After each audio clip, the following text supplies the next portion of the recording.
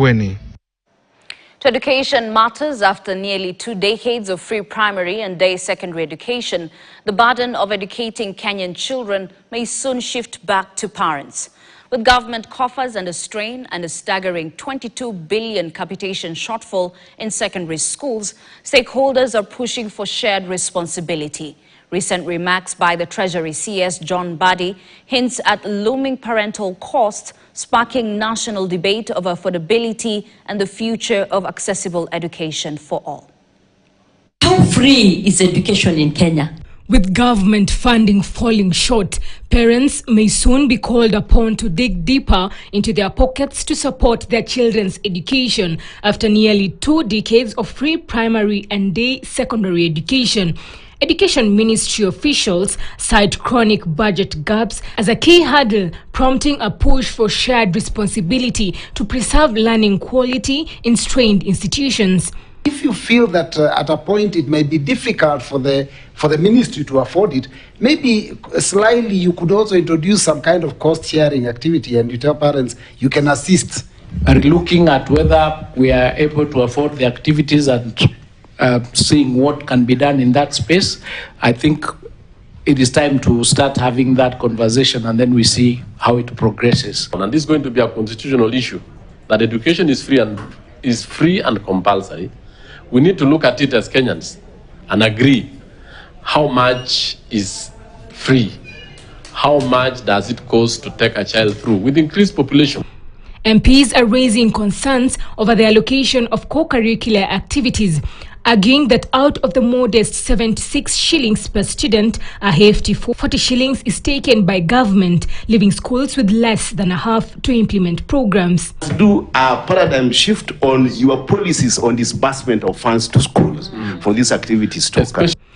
This comes amid revelations that secondary schools face a staggering capitation shortfall of about 22 billion shillings, a gap the government attributes to delays and limitation from the exchequer. If a head of institution went ahead and procured based on a promise, that is his problem. He should not deal with a promise. 22,000 is a promise. You only deal with what hits your account. This follows a recent announcement by the Treasury CS revealing plans to shift exam fees cost to parents, a move that has stirred debate over the growing financial burden families may soon shoulder just to ensure their children access basic education. Ann Musungu, KTN, Nairobi.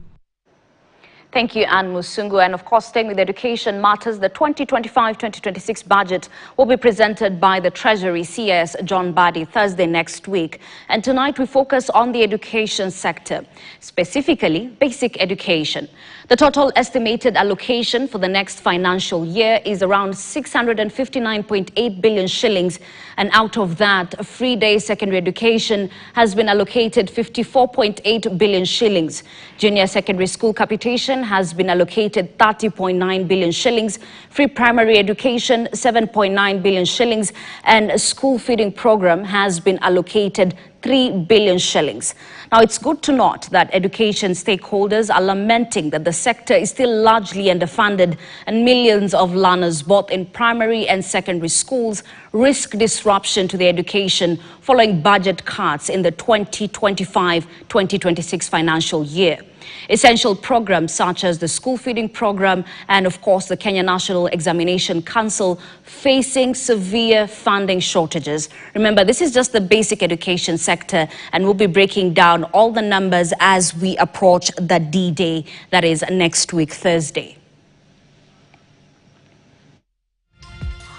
All right, let's now take a look at what's in store for you in tomorrow's edition of Kenya's bold newspaper, The Standard. The headline is End of Free Education, Trouble Ahead. January 6, 2003, the day chaos met hope across Kenya. Public schools erupted as President Mwai Kibaki declared free primary education for all. Classrooms overflowed, teachers were overwhelmed, and budgets blown. But for millions, it was a dream realized. Decades later, the dream is fading. Education officials blame chronic underfunding and rising costs. The return of school fees is looming, and with it, the risk of reversing one of Kenya's boldest social gains. Now there we have quotes of the late former President Mwai Kibaki saying how, my fellow countrymen, during our campaigns, we promised to bring into classrooms millions of young, vibrant children. I thank all parents who have seen it prudent to take their children to school under our free primary school education policy. And a few years later to now, that we have a quote by the Education CS Julius Ogamba, who is saying we're trying to think outside the box to see how we can fund education in this country.